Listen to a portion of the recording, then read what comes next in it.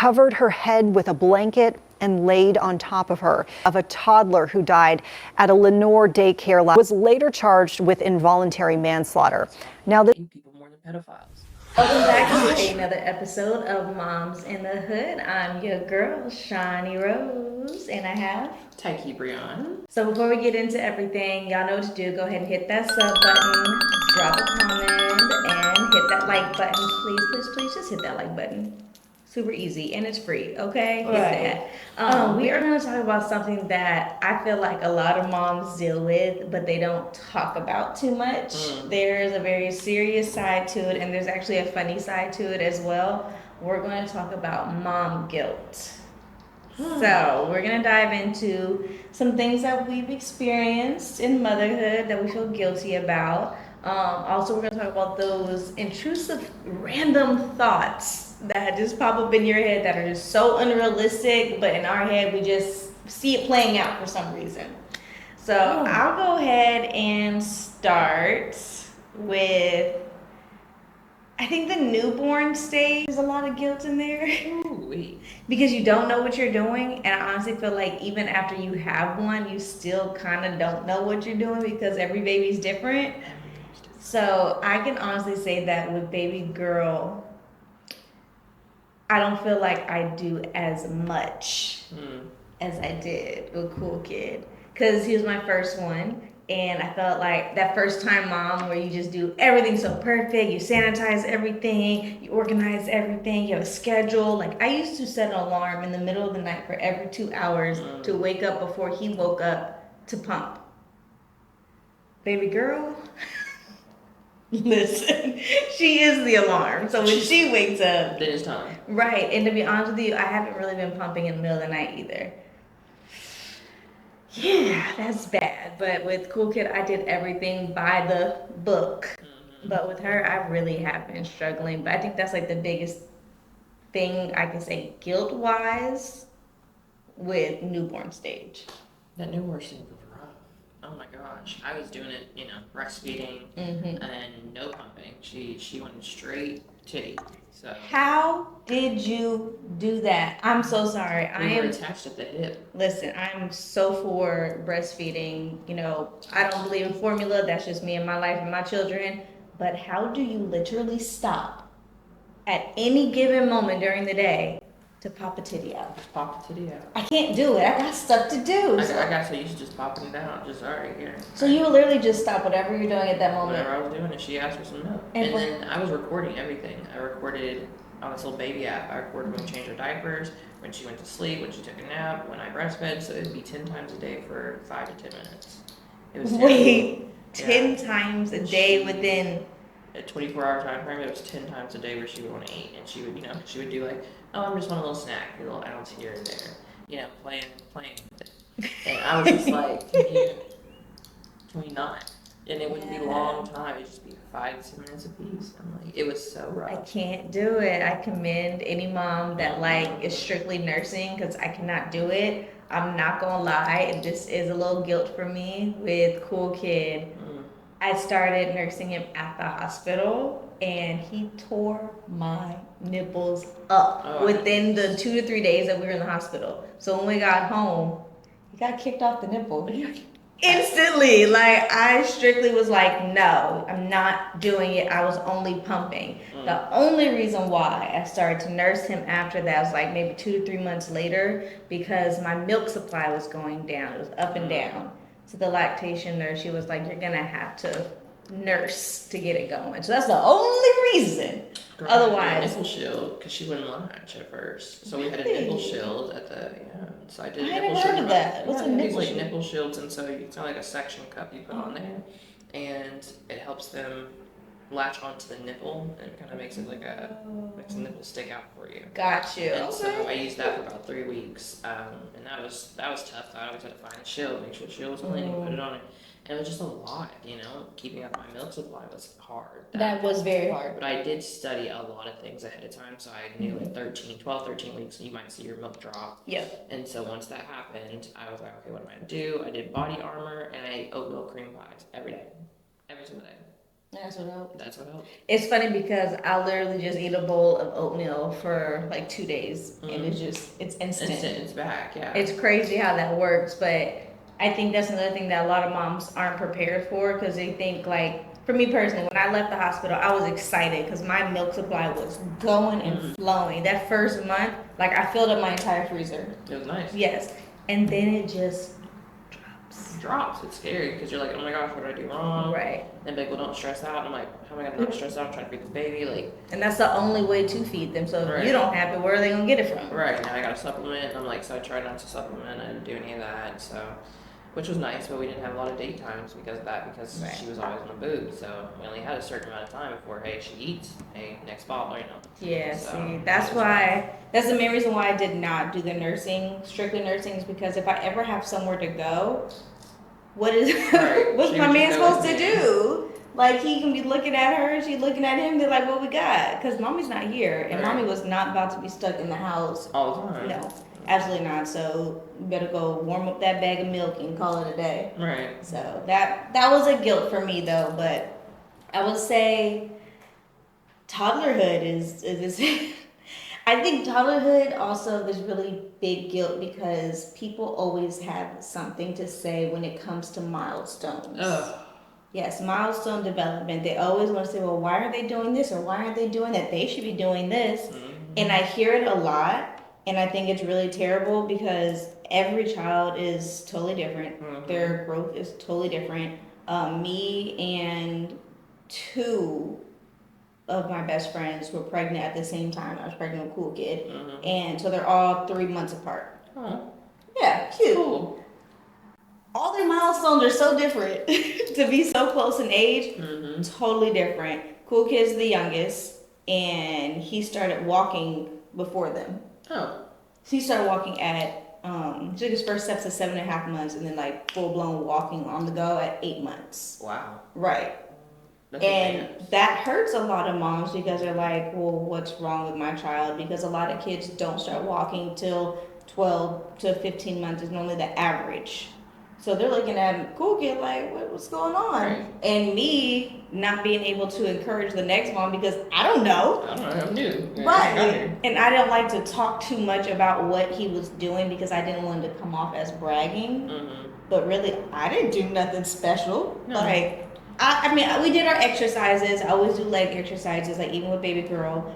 She's standing already, and she'll be 4 months tomorrow. Like, her legs are so strong because she just be up. Yeah. You see her. She'd be enjoying her little stuff. She'd be standing up. Right. And it kind of made me feel guilty because I wasn't able to encourage some moms that I did know that were concerned about the milestones with their kids. And it made me feel bad because I didn't know what to say. And I didn't want to sound like I was bragging, if that makes sense. So it was more like just listening. I don't know if you ever seen Bluey, the episode where the milestone. Never watched Bluey. Right? Yeah, Kimberly loved Bluey, and so there was an episode, and I'm glad I watched it at the time because Kimberly didn't start walking until about 15 months. Like, she didn't fully start walking. And after that, she was zooming at that point, you know, but it took time. And so everybody else's kids are walking. I'm like, oh my gosh, like, what's wrong with my kid? Like, why is my kid not, okay, she's already 1. Why is she not walking? Right. She's still crawling. She's still scooting. But when she finally walked, she started walking. Right. And it was fine, but I had to, like, really reevaluate. Like, we've been through a lot in these 3 years. We have to give ourselves that grace. Right. Not only me, my ex, and the baby, like, it's gonna take some time, but she's not missing nothing. She'll know how to talk before college. She'll be fine. Not before college. Like, she ain't going to college, like, not being able to talk. That's about another money. big one for a milestone is them speaking. Yeah. And I think that's another thing that they should not put on moms. Like, well, because when you go to the doctor, they'll ask, well, how many words are they saying? Are they combining 2 words? Are they trying to complete a sentence? And I'm like, dang, what do you guys expect? They expect them to be on par with all the rest of the kids. Right. So I feel like it's very difficult to put those strict milestones on moms because it does create guilt. I haven't experienced that part because I will say, Cool Kid is very, very advanced. He is. That boy will talk. He's a talker. He just turned 2 last month, and he's a talker. He will one word you to death. Sock, shoot, ball.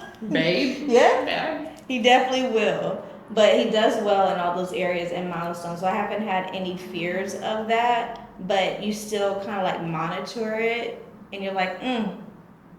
And I feel like my biggest guilt with him is because he's so advanced that I'm holding him back because he's not in any schools yet, and I'm terrified. Do you hear me? Terrified. And I'm gonna tell y'all exactly why. If y'all did not hear about it, I forgot what state it was. It just happened a couple weeks ago. It was a 16-month little girl. Her parents had just put her in daycare the very first day. When they went to go pick up their child, she was dead. Last hour, we've learned the family of a toddler who died at a Lenore daycare last summer is now suing the former employee involved. You might remember last May, 16-month-old Maddie Mitchell was found unresponsive after she went into cardiac arrest at Creative Beginnings Daycare. State health officials ended up suspending the center's license and ordered it to close. And the now former daycare employee, 29-year-old Alexandra Coffey, was later charged with involuntary manslaughter. Now, this new lawsuit claims Coffey placed Maddie face down on a sleeping mat, covered her head with a blanket, and laid on top of her. It also says she left the girl unattended for nearly 3 hours without checking on her. Authorities say Maddie died from smothering and not being able to breathe. The family is seeking damages, requesting a jury determine the amounts. One of the workers, supposedly, I think she had like put the blanket over her and sat on her or something like that. Whatever she did, It took her baby. That baby is gone. And all I thought about that whole time is me and Deezy, we have laid in the bed multiple times just talking about, do you think it's time to put him in school? Let's do some research. Let's check some places out. Like going through all that whole process of trying to pick the right spot. And I know these parents probably did that. And you still chose a spot where your child was gone the first day. Cool kid might be homeschooled for the rest of his life. I'm not. I've thought about the homeschooling mostly because they're closing schools here in Texas, and we have not only the voucher problem here in Texas, which it's all political. Schooling is definitely political, but I don't really want to put my kid that is biracial, but I want her to be black and cultured into these white schools because technically she's going to need special ed probably, or she might be a little bit behind, and they can have to put her on 503. What's that? The parenting plan to help out with the extra behaviors. I mean, she doesn't have any extra behaviors that's really bad or anything. I think it's just more her being a little behind.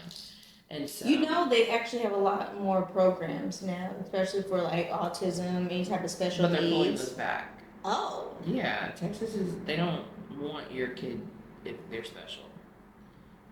Yeah. Well, normally what they do. Or not in normal times. You know that. This is politics. And the thing is, when we talk about politics. Wait, so where are you supposed to go? What are you supposed to do? Keep them at home. No, what's happening in this country is we're seeing a rollback of a different time frame. There's been a lot of exceptions to putting paras in classrooms and special ed teachers. Mm-hmm. They want to take those kids out. Okay. They want to put them on a registry pretty much and say these kids are they're not functional people for the world. And it's a sad thing, like autistic kids, and it gets very political because everything is political. Where your money goes for schools, there's going to be political. With the vouchers, it's political. So when I tell people to stay in tune, I have the biggest guilt of even having her because we tried for her, we got her, and that was in 2022 when we got pregnant. And then in 2023, she's born. 2024, Trump wins again. And we told ourselves we would never have we wouldn't have a baby under Trump, so we didn't have it under his first term. We waited till Biden. We're like, okay, this isn't going to happen again. Look at that. And then it backfired. And so we've had to, now we're raising a kid, a little mixed biracial girl in a Trump nation. And it's a very scary thing. My biggest guilt is even having her in this world where she, not only do I have to try to protect myself, but to also have to protect a little girl. Definitely with everything I put out there and I do politically, it puts me at a safety risk. You never know what's happening. So I have a daughter I also have to protect. So it's a lot with the mom guilt when it comes to protesting and activism. That's a big one. That's actually a lot deeper than I would have thought. 'Cause I'm not gonna lie, guys. I'm not a political person. I am. Eat me up if you want to. Listen, I got enough stuff going on in my little camp to be so focused on things in the big camp. I feel like if I watch the news too much or like drown myself into too much of the politics, it's going to stress me out and overwhelm me to where I can't even function in my little camp. So I have to build my mental capacity in here in order to be able to step out of that. It's just, I'm not good at it, and I'm fully aware of it. It is not my area. I would be crying every day if I kept up with the stuff you kept up with. I can't do it. It is stressful. I smoke enough weed for the rest of us. Listen, and I can't do none of that because I'm breastfeeding.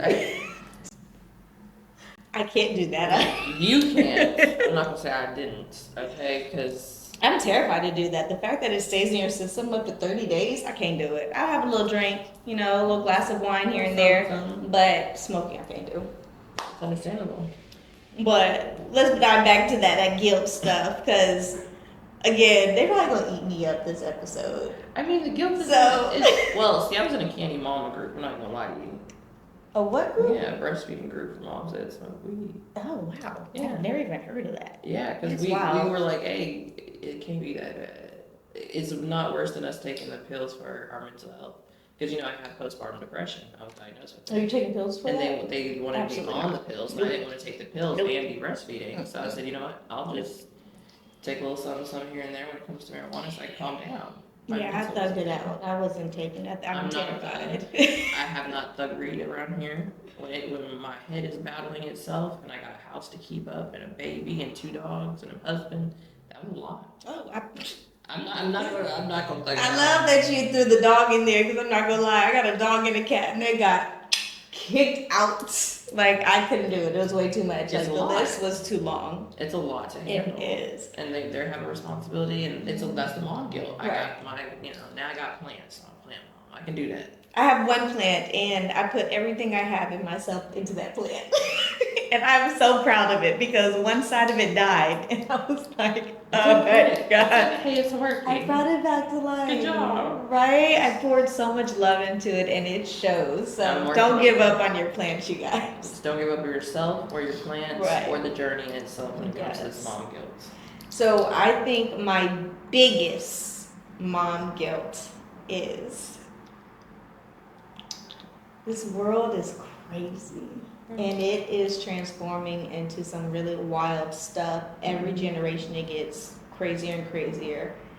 I am not against anybody's choices for their life and what they want to do, but it's not something that I personally agree with for my life or would want or pray for onto my children's life.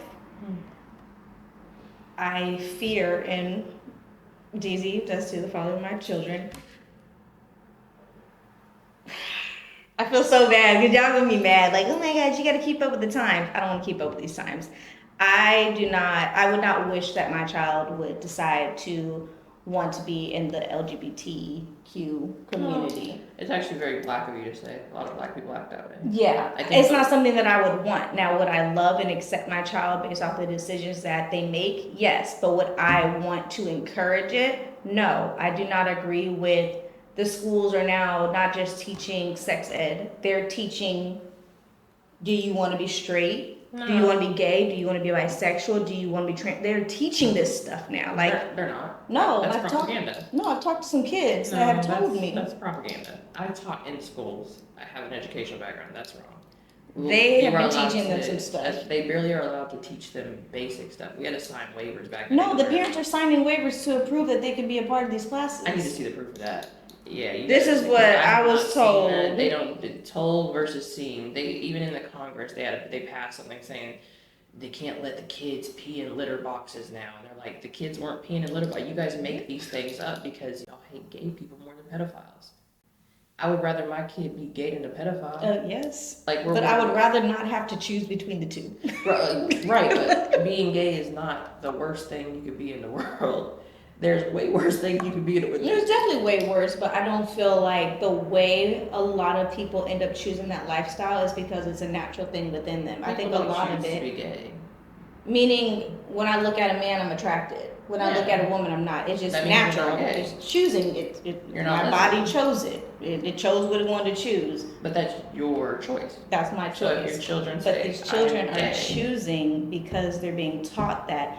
You cannot watch a Disney, a cartoon, or nothing these days without there being some type of gay parent, gay brother, gay something. Why do we have to put that in our children's stuff opposed to them getting to a certain age and then being exposed to it, or allow parents to choose when it's time? Because you're going to have to teach them. Well, did they do that with Cinderella? Or did What they do about that with Cinderella got kissed in a movie? What's wrong with being kissed? Right, by who? You're talking about a sexual. Cinderella? Cinderella? No, Sleeping Beauty. Beauty. Well, Sleeping Beauty was kissed too, right? Yeah, Cinderella wasn't. By men. And it's okay when a man does it, but not a woman. Why can't a man kiss a woman? Why not? I think that's how it's supposed to go. How you believe it's supposed to go. I think that's how you believe it's supposed to go too, because that's how you had No. your kid. No, I don't. So how did we make it to motherhood? I had sex with a man. But that doesn't Exactly. mean I'm against having sex with women either. But that's not what that's not how that's But supposed to you go. also are religious. No, I'm not religious. I'm spiritual. Right, but you go Yeah, I off would of that never- reference though, right? Like that's what you would, and that's okay. But when you talk about what you would want, that is for you and solely your life. No one else. That's has what to I'm go saying. based off of My you. children are part of me, so Yeah, I don't but want when them they to turn be. 18, they're allowed to be whoever the hell they want to be. Exactly. But you That should is my stop point. them. What you just said. Yeah. When they turn 18 Don't is let your when they should be resentment exposed for to all that. This community stop you from having a Resentment to relationship. the community? Yeah. Absolutely not. Stop you from having a relationship with your children if they do. I Because there's so specifically many- said in the beginning that if my child decided that's what they wanted to do, I would never Right, not so love them. you But I'm still not love going them. to put them in situations to where they think they have a choice right now as kids. They shouldn't be thinking about that. Right, but if they decided at 15 that they wanted to date a person, why should it matter who that person is as long as they're happy? That's not my problem. Right.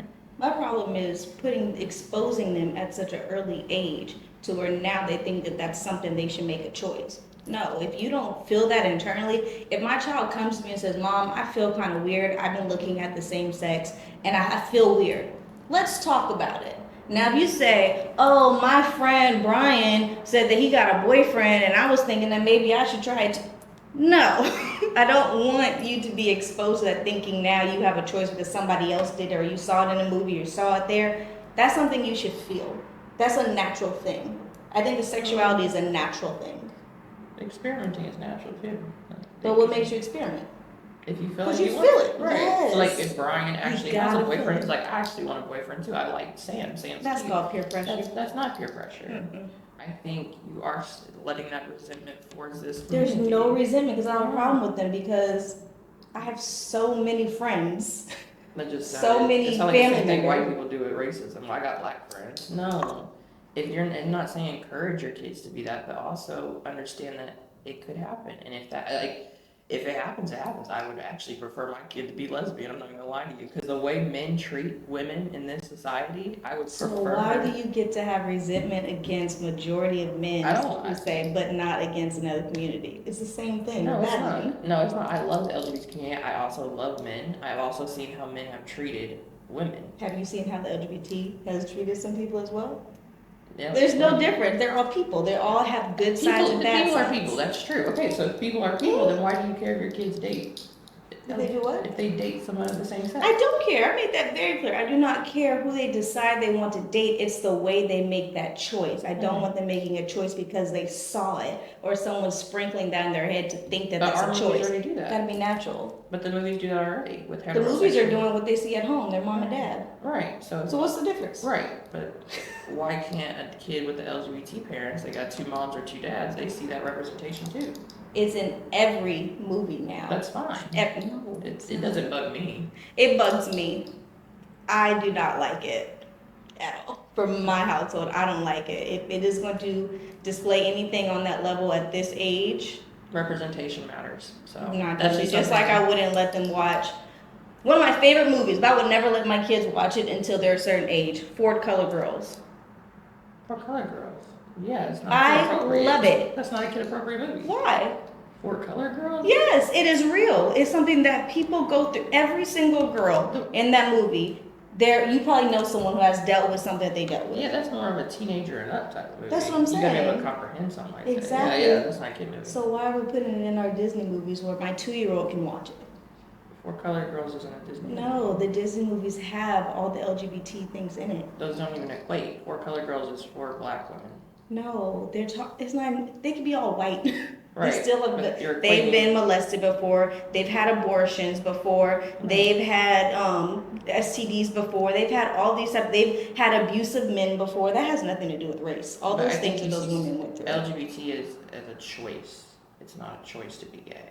So a lot of people have made a choice. No, it's not a choice. Yeah, I can personally say it's a choice because I've been through it personally. So you've been gay? Yes. And you So people so you want experimented. Yes. Okay, well you and I was grown and made my choice to say, that's not what I want for me. Okay, see, So that's I where want the my resentment kid comes to from, be able because to do the same thing. You've already experimented it. Yes, and my child should be able to do it when they're of age. Right. I mean, but if they do it when they're a teenager and they do it behind their back, what's gonna happen? That's fine. You don't have to do it behind my back. Right. So just make sure to be. I'm saying at 2, 5, 7, they don't need to even worry about any of that. I'm not worried that my kid's worried about it. I mean, But they're gonna see it. I took her to They're gonna Pride ask. last year. We went to Pride. And if she was able to talk right now, she would have had some questions. No, she wouldn't, because she was with her friends. I got She was questions. she was with our homies, and we were all hanging out, and we watched people dance and have a good time, and we watched a parade. I don't teach my kid to fear anything when it comes to Oh, no fear. Like, I don't care if we watch Schitt's Creek and she sees two guys kissing. That doesn't bother us, because at the end of the day, that's love. If she's got tons of gay uncles now and lesbian family members, and I want her to know that they're loved and they're people and they deserve to be here, and the representation for them does matter. And so going to Pride is just to say that we are going to raise our kid to be loved for everyone. And if she chooses to marry a man, that's fine. If she chooses to marry a woman, true. If she chooses to marry a transgender person, I don't give a damn, as long as my child is happy and healthy, and that's all that matters to me.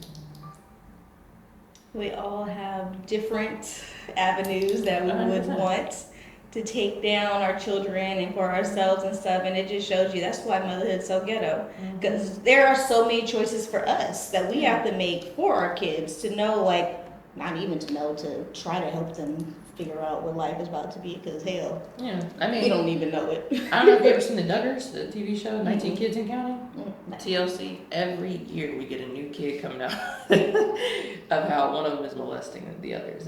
We've known of this forever. There was a TLC show. The mother would just pop out these babies. It was 11, 12, 13, just one after the other. And she finally stopped at 19 because her body just could not take another baby. Oh, And she stopped at 19? She stopped at 19. I was like, finally. And every year since, them boys were fucking little girls. Wait, they're siblings? Mm-hmm. You know, it's Arkansas shit. But the thing is, they are all Christians, and they're all in this cult, and they all are now into politics. And how do you think they raise their kids? Ooh, don't like them gay people. The gay people are the problem. Nigga, you were just touching me. You were just touching me. I'm so confused. Like, I should be worried about my homie Sam being gay, but you were just touching me as a child. And that's what's happening now, is they're really starting to wake up to the fact that y'all have villainized the wrong people. Oh, don't like black people. Black people are the problem. Brother, you were touching me. I don't think any of those things should be in the same category when you have a conversation. That's what confuses me. It's like pedophilia should not be in the same category as the LGBT community. It's so stupid. That is something that, for one, is illegal and should be illegal. It's inappropriate. It makes no sense whatsoever. There's no consent on that end. Ridiculous. LGBT, that is who you decide to love, how you want to love, choose your path, whatever. They don't go together. But that is how, when we have these conversations like this, we get to that in politics, because now we have issues with, trans people are in the bathrooms, but then there's not really any cases of trans people doing anything to people in bathrooms. I don't care if a trans person uses the same bathroom as me. Personally, I prefer it. You know why? Because somebody's going to put the toilet seat back down. Somebody's going to wash their hands. My problem isn't a trans person using the restroom. My problem is someone who wants to identify. I'm not worried about that. You know what I'm trying to say, though? People don't care about that. I mean, it's like a irrational fear. No. Not like, I want to be called this or I want to be called that, pronouns. There are creepy people, male and female, who will just claim to be that, to get in the bathroom with children and do things that they do. That's my irrational fear. because it hasn't happened. Listen, we don't know what's happened. I mean, but that has not happened. We don't know. But And that's know one thing that I don't if you send like. your kid to a daycare, that there is a possibility that they can get hurt because there's been cases of that. We have not had cases of people being trans going into the bathroom touching kids. But we have had men. We've had cases of men, even in Oklahoma recently, of them going into bathrooms touching kids. So we need to be more vigilant with how we discuss it because there is this vilification of the LGBTQ community. And it's happening on these state levels now, the higher levels, because of the way we feel about it. And we have to just accept people for who they are. That's all it is. Because truly, I don't care who the fuck you fucking. I don't care. I see two men kissing, it don't bug me. You know why? Because I'm not kissing them. I'm not kissing either. And honestly, I never know a little fantasy in my little porn stash be. You know, because I like people getting fucked. That's funny to me. This was about mom guilt. I don't know where this just went. It turned because, moms need to have that conversation because we don't have deep dialogue conversations in real life about these things. We just get upset with each other and be like, all right, well. And that's the most irritating part to me. I feel like two moms should be able to sit down, have one topic, have different views, be able to express both sides, accept both sides, and move on. Yeah, I mean that's what we're supposed to do in a culture. Like, okay, you raise your kids that way, and down the line, we're gonna watch kids grow up, and however they grow up is exactly what we said. We can look back later on and be like, all right, so. Because honestly, you could do whatever you want with your children, Right, and they can still turn out to be a mess or the best. We have seen, let's be real, a lot of white families where they come from money and they have everything and zero problems, zero stress, but they be the main ones that are strung out on drugs and just acting a fool out there. So it's like, don't guilt yourself too soon on things that haven't happened yet. And don't try to be the perfect parent because it's absolutely impossible. It's not possible. All you can really do is take from experiences like how you were raised. You can say, I love how my mom and dad did X, Y, and Z, but I don't like how they did X, Y, and Z. So I'm going to try to conform those things. Like, I don't think. Oh, you don't? I don't believe. Oh, we're going to get into that one next. That's a good one. The mom guilt is not, for me, I was a CPS agent. I worked CPS. I did all the by the book stuff. I know the codes and the regulations. But for me, I don't see hitting my child worth it. I pushed you out of my coochie. That hurt enough.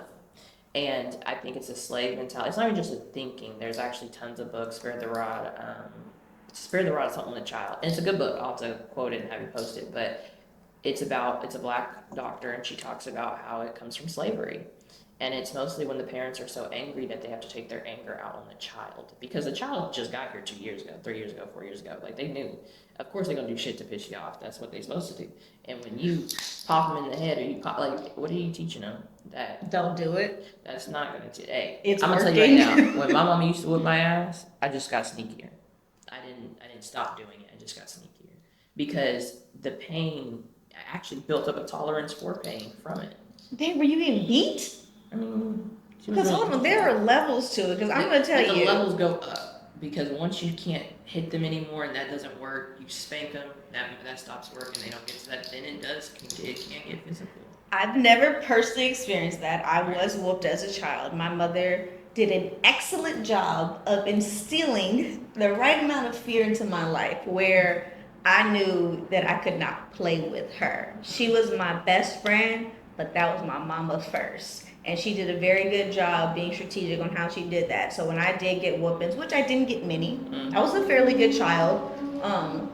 But when I got whooped, it was a pop or, nothing crazy. But I knew, like, that was her form of discipline. And I didn't want that because it actually hurt my heart that my mom would whoop me. So, like, I did something bad and I don't want to hurt her. Right. So that's how I took it. But I also do feel like every child is different.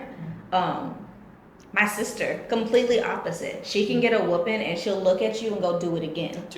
Like, there are some kids that are like that. Cool Kid does it to me sometimes where he's like, no, and he gets his pop and he'll cry for 2 seconds, then he'll come back, smile at you, give you a hug, and go right back to doing something different, but wrong. So you have to figure out, like, what the right discipline is for them. He doesn't like going to his room. If I say go to your room, he is going to lose it. So I would prefer to threaten him with going to your room opposed to whooping him, because that would work better. My sister the same way. She was different from me. I didn't like to be sent to my room because I'm bored. I didn't like getting whoopings, and I didn't like to not be able to go outside. My mom knew that. My sister, she never really figured out what worked with her. Because if you send her to her room, she was like, yes, thank you. I'm out the way. Yeah, she wanted to go sit in the room and read a book or something. Like, she was one of those kids, and she didn't care for whoopings either. So it was very hard to discipline her. So I'm not opposed to different forms of discipline. I do not think you're supposed to beat them, but I am not opposed to butt whooping, because we hand those out around here. Yes, we do. That's okay. Everybody handles their stuff differently. When I worked CPS, I had this one father who ended up having to go to court, and they almost brought me back in for that because he was frustrated with the kid, spanked him. The kid went to daycare the next day, had a handprint on his ass. Now that's excessive. And it was, I don't know if he thought he would hit him that hard or nothing, but Like you said, out of aggression. Out of aggression, because that's where it's coming from. It stems from the parents not being able to control their frustration with what just happened. I mean, my kid threw my iPad in the bathtub, and I just looked at it and I was like, you know what, that was my fault. I should never left the iPad in here. Like, we have to self-reflect. How did she get the iPad? I like that you said that, and this is one thing that I tell my best friend, because her and I, we talk about our mom guilt and stuff, and she's like, I don't want to whoop him, and I tell her, this is what I always ask myself before I hand out this butt whooping. Am I angry right now? Was it that serious? And is there another softer form of discipline that I can do right now that's going to get the same effect? If I can't cross all those off, there's your answer right there. And that's what I've learned, because we do have moments where we are just so overstimulated, so stressed out, and you just handing out butt whoopings. You can't do that all the time. It's just inappropriate. And I think Right. when you tell, like, oh, I love you, I love you, I love you, but then you're hitting them, it's Right. like, It's are we contradicting. teaching them that love equates to also being hit by somebody, which later on in their relationships as Right. adults, people get into abusive relationships. Well, you told me you love me. I mean, my mom used to whip my ass too, Right. so maybe it's okay. And so I just don't want her to have that thought process. So I stay away from it. But that's something I don't guilt myself on, is making sure that if she is in trouble for something, she knows. I just don't talk to her. Well, I definitely think that this took a lot of different turns. And that's okay. I swear, every time we're about to film, I have it in my head of how it's gonna go. And it don't go that way. Nothing goes the way I think it is at all, but I I love that. The raw, the unfiltered. This right here is what you call real motherhood, real friendship, real. And that's the main thing I do love about what we got going on here. But you guys are definitely a part of the duo. I don't know why she did titty movements like that. She need to go pump. I do need to, actually. I do. Let's get you out of here so you can go pump. But y'all, make sure y'all hit that sub button, drop a comment. We want to hear your mom guilt. We didn't get to go into the intrusive thoughts, so we're definitely going to have to do that next Do a little time. couch talk or something. Yes, definitely have to do that. I will be dropping some couch talk. We have some little segments that we've been doing. So we're bringing a bunch of stuff to the channel. We're also going to be doing some debate panels as well. Y'all stay tuned. Like, Momz N The Hood is about to get real, and this is going to be literally the safest space for all women. So thank y'all for tuning in. This is the best hood, but it is what? Ghetto. Ghetto. I'm out. Bye.